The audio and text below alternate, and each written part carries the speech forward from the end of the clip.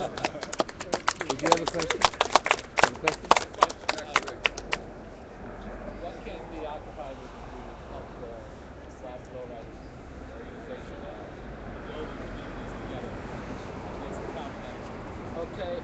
Well, right now, we're trying to open up an after school program. We got some flyers for you. The program tonight for the people of California like I Here we knew. go. Thank you so much for your words. Thank you so much. We're trying to get like an after school program for the kids. We also we're just getting some things like we starting to recruit more people now because we're trying to branch out. We're just the LA chapter right now, but we're trying to branch Sweet. out Where's your neighborhood actually? Do you mind me asking? I mean, is it in the neighborhood. It's in Watts, California, 113th how does Street, that cross street? Wilmington, and Imperial Highway. Okay. Thank you. And the courts. Can I say um That's tonight. I grew up here in Yeah, LA that's in tonight. the 70s, 60s, And and tomorrow. 52. So I Flip side remember tomorrow. the riots, you know, and in my Rebellion. mind's eye, Rebellion. and in my mind's eye, like how I felt and what I saw. Those I can really remember being in my childhood bedroom, seeing, and then I grew up in LA and went to Marshall High School. This is my town, and I'm so grateful for you to be here and educate us, and especially the younger generation who don't know and who were not here then. Thank you so much for coming. And we are so, yeah. Um, I want to thank you for, saying Black liberation movement.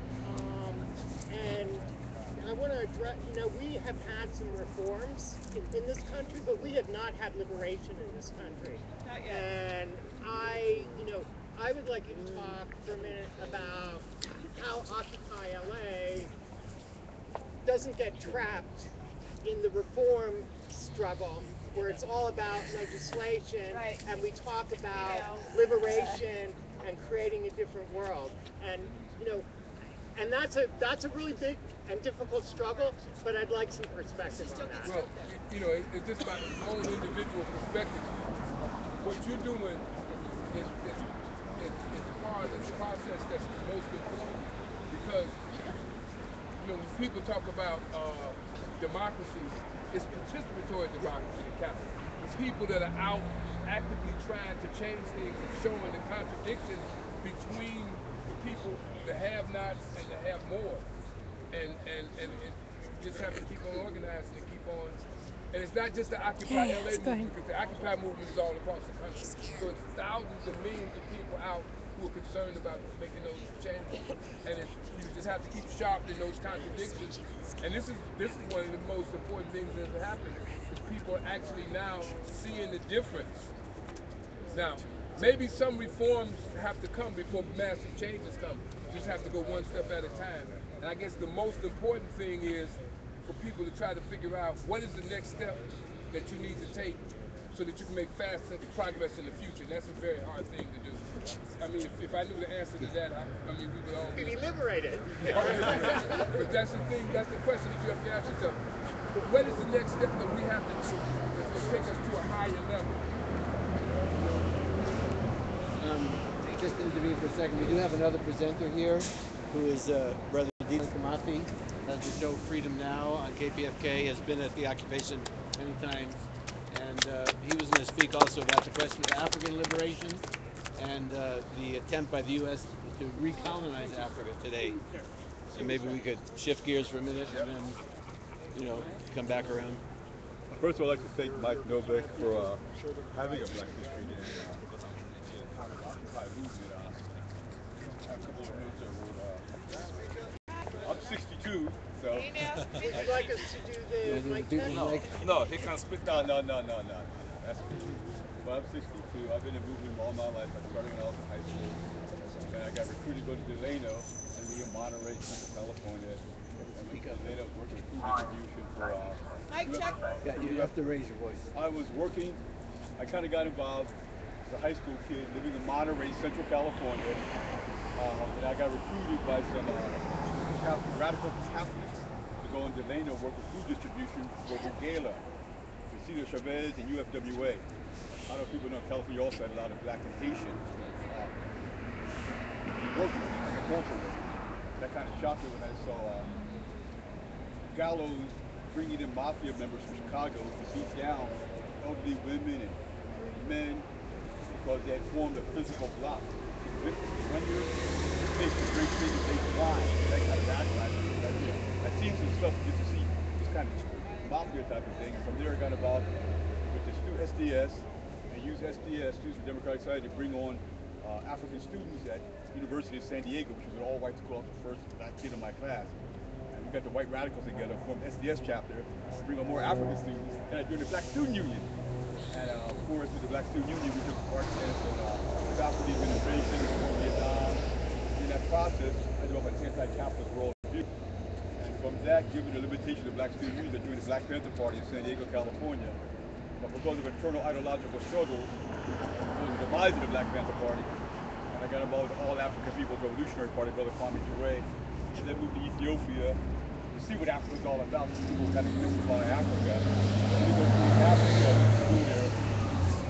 And I was happy to be part of, I had been working before. There were a lot of Ethiopians brought into the United States, by the United States at that time, because the United States was trying to replace French, British, colonialism and neo-colonialism. The best way to replace one colonial system in Africa is to take a bunch of students like Obama's father and bring them to America, teach them American ideology, American accounting, management, all these systems, and have them go back, and they're going to be touting America, right? So I met a whole lot of radical Ethiopian students. Historically, Ethiopian students were the most radical African students in the United States. So I went to Ethiopia, got involved with the revolution there, where we brought about a so-called better government, which ended up being a fascist dictatorship called the Derg. I then, this time I was part of All African People's Revolutionary Party. And that's kind of my background, so you know who I am.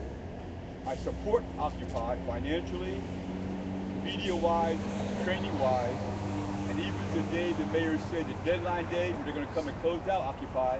We expected a confrontation. There's about a couple thousand of us there. It never came that day. But I was there ready to spill some blood for y'all's right to be here. Thank you. Okay? I'm not part of Occupy LA for two reasons. One, I don't believe in nonviolence. And number two, I don't believe that the issues of my people globally and locally should be put before General Assembly, typically primarily whites, with some African and Chicanos to be voted up or down. I had a shocking experience to see the issue of police brutality voted down. I was like, okay, I understand a lot of kids have not experienced with the police, but all of us as Africans have had bad experience with the police.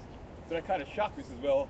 Y'all might vote down the issues of, I don't know what y'all gonna vote up or down, but the fact you're out here in the streets, I have so much love and respect that this generation has broke the model, the capitalist model of youth being European youth. When I say European, I mean white youth, being caught up with self-aggrandizement, hedonism, money, money, money, money, money. You know, we're privileged, and that this generation, the Occupy movements throughout the country, broke that paradigm. So I bow down to you, and I encourage you to raise holy hell with your mothers and your fathers and the ruling class. Okay? Since it is African History Month, I also have to acknowledge that Muhammad Bouazizi, the Tunisian youth that burned himself, self-immolated, was a spark. I mean, the critical mass was there.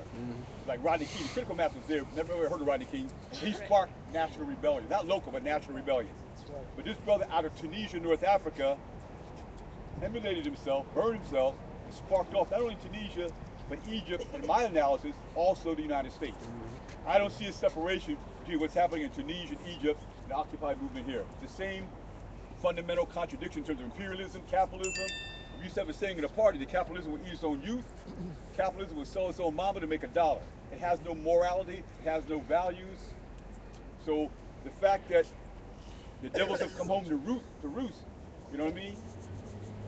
Upon the youth, upon the working class, the middle class of European people. Though you're nouveau poor, you're beginning to get a taste of what it's like to be oppressed. And remember, we've been facing this hell from day one since we were stolen from Africa. So this is something that's consistent in our cultural history. That's why, for instance, our music, those music of resistance, whether it's reggae, rap, West African music, jazz, there's always, if you understand the subliminal and sublime, there's always a culture of resistance. Because we didn't want to come here. We was chill out in Africa, you know what I'm saying? And we got lost to wars, and there were wars, were made prisoners of wars, but they always like to say slaves, and then brought here. I guess my contribution for African history must talk a little bit about Pan-Africanism, because you get no media on this at all, at all. You probably haven't heard of the word. If you did, you probably have a distorted view. And Pan-Africanism is defined as a total liberation and unification of Africa under scientific socialism. Africa has been fragmented to 54 different countries, micro-states. At a conference that occurred in Berlin, Germany, where the world powers, the French, the Italians, the Germans, they divided Africa like divide a pie, depending upon their maritime might, the strength of their military. And that created fragmentation in Africa, as well as set in motion the transatlantic slave trade, prisoner of war trade throughout the Caribbean. And what we're fighting for today, I'm not representing all African people or all the revolutionary organizations, just one political trend. We have different trends like everybody has. We've got a trend of black nationalism. We've got like a Tupac Shakur, Napo RNA, 5 states in the South will be our liberation, the 5 black belt states. We got black Marxists that talk about, working class revolution. We have these different trends. I represent the Pan-African trend. Basically, it means this, that until Africa is liberated from neocolonialism, let's say foreign domination of the economy, of the culture, of the political systems, until we're free from neocolonialism and unite with one united Africa, that black people everywhere in the world will lack not only a national homeland, but a national political base. Whether I like it or not, from having come through the movements I've come through, I've concluded that as a national minority in the United States, that we lack objectively, quantitatively, the political power to dominate this society. Principally speaking, we say this belongs to Native Americans. It's a Native American settler colony. Europeans, and when I say Native American, I'm talking about Chicano, Mexicano, El Salvadorians, Guatemalan, Sioux, Navajo, Dene. This is their land. And no matter how you write history, you can't deny this historical fact. I just, right before I came, I was at the Pan-African Film Festival. I was with Dr. Gerald Horn. He has a new book out called Negro Comrades of the Crown. How Africans, up until the Civil War, sided with the British against the 13 colonies, settler European colonies, because the British had outlawed slavery. But the 13 colonies fighting to break from the British colonialism, to form their own separate European or white country called the United States, fought because they wanted to maintain slavery. So our people historically have always sided with the anti-slavery, anti-capitalist, anti-imperialist forces historically. For Pan-Africans, we're now asking you, progressive youth, progressive Africans, and audience here, to support Pan-Africanism. Once again, we're fighting to eliminate all the micros, the Ghanas, the Nigerias, the Ethiopias, that are artificial creations. The greatest leaders in Africa, Kwame Nkrumah of Ghana, Sekou Touré of Guinea, Modibo Keita of Mali, Patrice Lumumba of the Congo. I can go down the list. What they all had in common is they recognized these borders, these boundaries, to make a little Gambia, are economically non-viable units, are militarily undefensible units, okay, are culturally killing us with all these ethnic wars. And recently, the main reason why the United States rose against Libya and the Jamahiriya of Libya under Colonel Muammar Gaddafi was he was in the vanguard of not only articulating Pan-Africanism, but financing and organizing the African Union to bring this about. Not only did the Jamahiriya and all the leaders I said, from the governments I said, Mali, Guinea, Ghana, fight for Pan-Africanism. If we look at the economy, one of the common denominators of revolutionary Pan-Africanism is free healthcare, free education, food subsidized with limits, free subsidized rent. Women have full equal participation in society. Total anti-imperialist work with the British